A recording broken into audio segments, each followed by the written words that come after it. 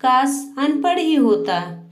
शंकर दयाल पेशे से तो वकील थे, जो सरकारी मुलाजिम न थे, परंतु बुद्धि के तेज व्यक्ति थे, इसलिए अच्छा खासा कमा लिया करते थे। उम्र ज्यादा हो चुकी थी, इस कारण अब वकालत छोड़ दी थी और अधिकतर समय घर पर ही व्यतीत होता था। खाली वक्त में अखबार पढ़ना और जब कभी उससे भी मन की हताशा दूर ना हो तो अपने बड़े बेटे मोहन को बुरा भला कहना, यही थी शंकर दयाल की दिनचर्या। बड़ा बेटा मोहन भी उनकी बातों को दिल से नहीं लेता था, बस उनकी आदत है यही सोचकर बर्दाश्त कर लेता था। शंकर दयाल का घर पूरी तरह से सुख संपन्न था, क्योंकि दो छोटे बेटे सोहन रोहन सरकारी नौकरी पर थे। एक डॉक्टर तो एक पुलिस में था। महीने पर अच्छी खासी रकम घर पर आ जाती थी। इतना रुपया पाकर शंकर दयाल का दिल खुशी से झूम उठता था, परंतु जैसे ही उसकी नज़र मोहन पर पड़ती, वैसे ही उसकी हंसी गम में हो जाती और वह अपने अनपढ़ बेटों को कोसने लगता था, क्योंकि वह चाहता था कि मोहन भी अपने भाइयों की तरह पढ़ लिख कर सरकारी नौकरी करे। परंतु शंकर दयाल के अथक प्रयास से भी मोहन का मन पढ़ाई में ना लगा। अब तो आलम यह था कि हर रोज मोहन को गाली देना और घर का सारा काम मोहन से ही करवाना, यह सब शंकर दयाल की आदत में शुमार हो चुका था। जब कभी भी कोई व्यक्ति अपने बेटे की नौकरी लगने की खबर शंकर दयाल को सुनाता तो शंकर दयाल का गुस्सा मोहन पर दुगना फूटता था।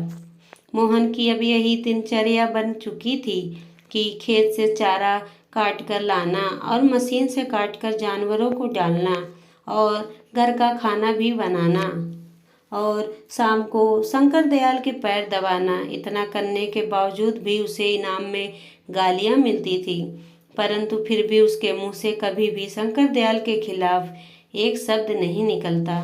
जब कभी भी वो ज्यादा उदास होता तो अपनी माँ की फोटो को गले से लगाकर बहुत रोता, जो 2 साल पहले ही गुजर चुकी थी। एक दिन शंकर दयाल कुर्सी पर बैठे अखबार पढ़ रहे थे कि तभी शंभू एक मिठाई का डब्बा लेकर वहां आया और शंकर दयाल को वह मिठाई का डब्बा दिया। यह देखकर शंकर दयाल का चेहरा तिलमिला उठा, क्योंकि शंकर दयाल बहुत ही ईर्ष्यालु व्यक्ति था। किसी और की खुशी उससे बर्दाश्त नहीं होती थी, इसीलिए कोई भी व्यक्ति उसे अपनी खुशियों में शामिल नहीं करता था। शंकर दयाल ने बोए चढ़ाकर कहा, क्या बात है शंभू, आज तू बहुत मिठाई बांट रहा है। आखिर इस खुशी का कारण क्या है? क्या कोई लॉटरी लगी है?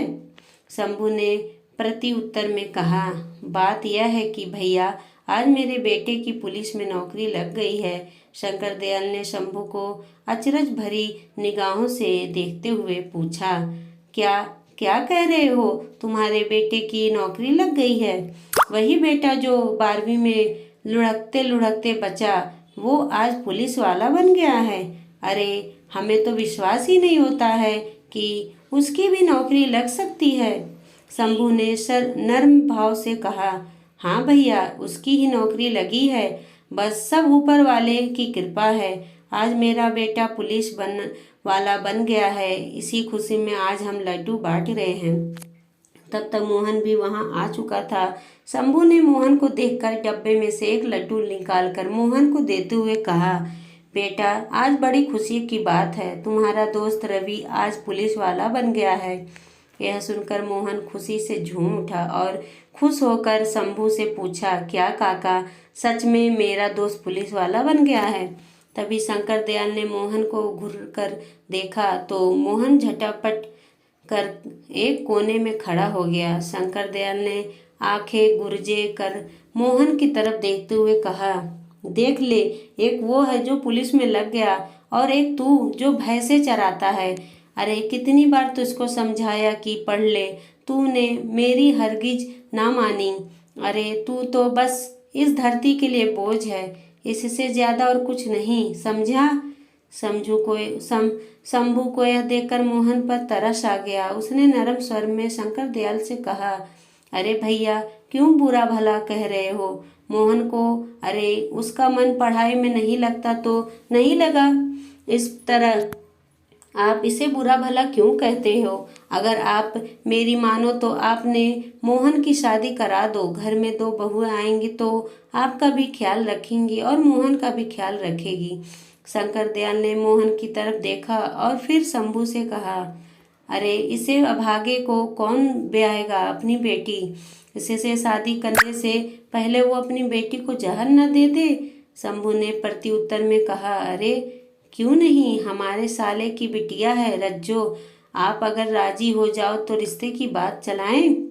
शंकर दयाल ने शंभू की बात को नकाराते हुए कहा, नहीं नहीं, वो तो बिल्कुल अनपढ़ है और मैं इसी एक अनपढ़ को बड़ी मुश्किल से बर्दाश्त कर पा रहा हूँ। उसे कैसे कर पाऊंगा? शंभू ने जवाब दिया, अरे आप भी कमाल करते हो।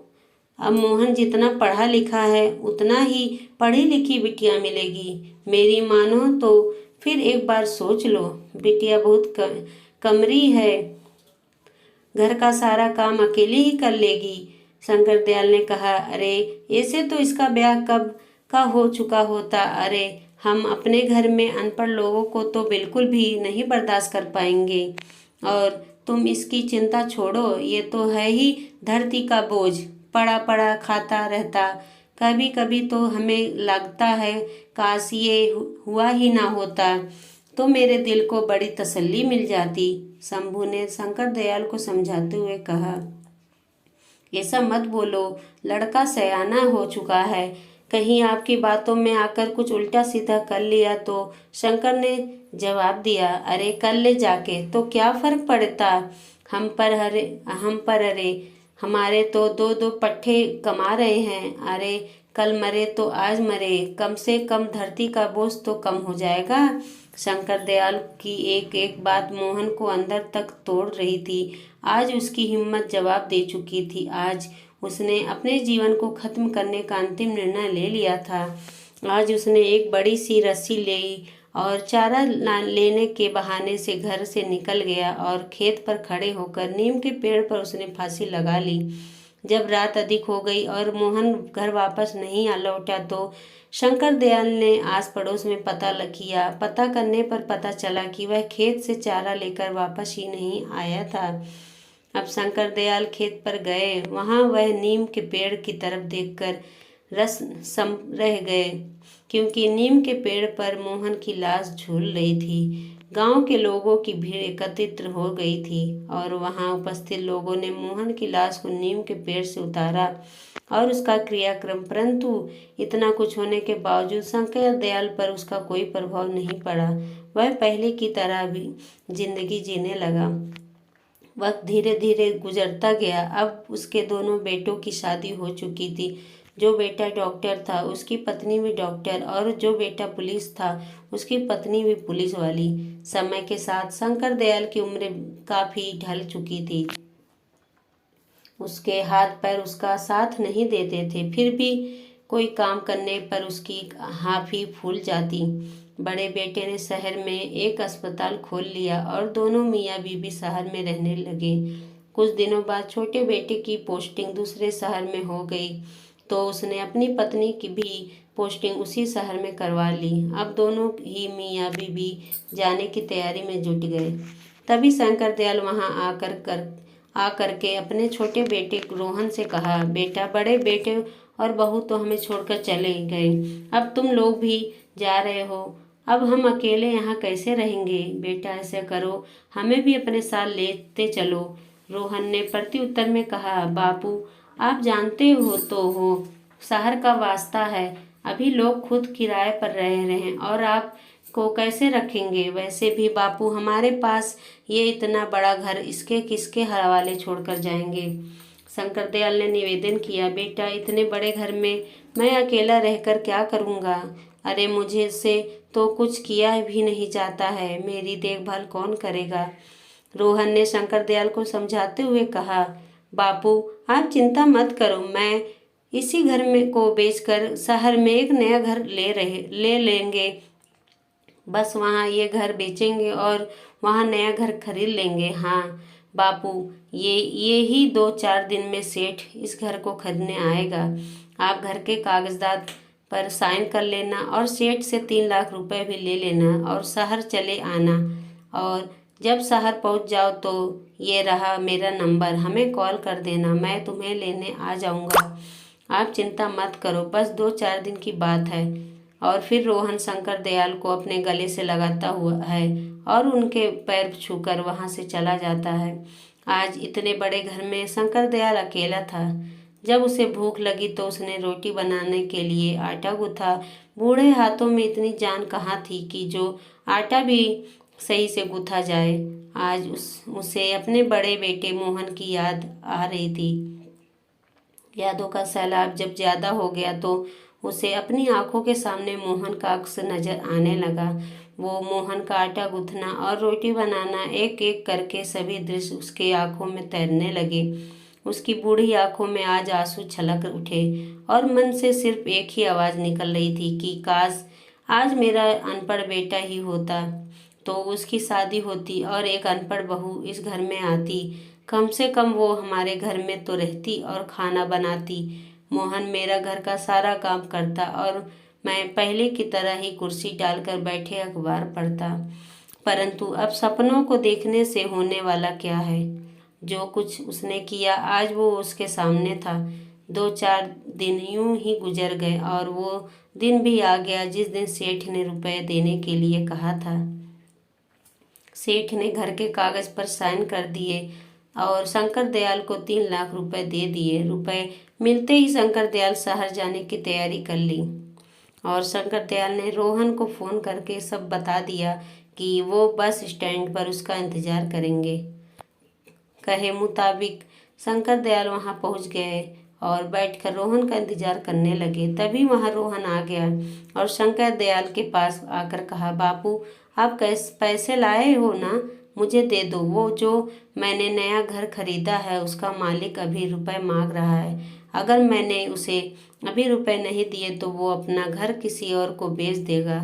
शंकर दयाल ने रुपयों का बैग झटपट से रुपए रोहन को दे दिया। रोहन ने रुपए लेकर शंकर दयाल से कहा, बापू आप यहीं बैठो, मैं सेठ को भी अभी रुपए देकर आता हूँ। और रोहन अपने बापू को वहीं बैठाकर रुपए लेकर वहां से चला गया और शंकर दयाल वहीं बैठकर उसका इंतजार करने लगे। समय धीरे धीरे काफी बीत चुका था परंतु रोहन अभी तक वापस नहीं आया था। शाम होने को थी। शंकर दयाल बहुत ही चिंतित था कि रोहन अभी तक आया नहीं, उसे से रहा नहीं गया तो उसने एक गिर से वही फोन नंबर लगवाया जो उसे रोहन ने दिया था, परंतु वो फोन स्विच ऑफ आ रहा था। अब शंकर दयाल की चिंता और भी अधिक बढ़ चुकी थी तो वो हताश बैठा ही हुआ था कि तभी उसे एक मोटरसाइकिल आते हुए दिखाई दी जिस पर रोहन बैठा हुआ था। वह दूर से ही रोहन को आवाज लगाने लगा परंतु रोहन शंकर दयाल को पास से देखता हुआ निकल गया। आज रोहन ने उसे बहुत बड़ा धोखा दे दिया था जिसकी उम्मीद शंकर दयाल को बिल्कुल भी न थी। अब शंकर दयाल वहीं बैठकर रोने लगा। अब अंधेरा काफी ढल चुका था। शंकर दयाल के पास 100 रुपए थे जो उसके घर वापस आने के किराए के लिए उपयुक्त थे। शंकर दयाल बस में बैठे घर आ गया। घर क्या गांव आ गया क्योंकि अब घर तो सेठ का हो चुका था। अब उसके पास घर नहीं था तो रात को अकेले गांव की चौपाल पर बैठकर काफी देर तक रोता रहा। फिर उस अपने आंसू को पोंछ कर उठा और हाथ में एक रस्सी लेकर उसी नीम के पेड़ के पास गया जहाँ मोहन ने आत्महत्या की थी। उसी पेड़ के नीचे बैठे दहाड़े मारकर रोने लगा और रोते हुए कहा, बेटा मोहन आज मेरे लिए खाना बनाने वाला कोई नहीं है। आज तेरा बाप इतना बूढ़ा हो चुका है कि अपने हाथों से अपने लिए खाना भी नहीं बना पाता है।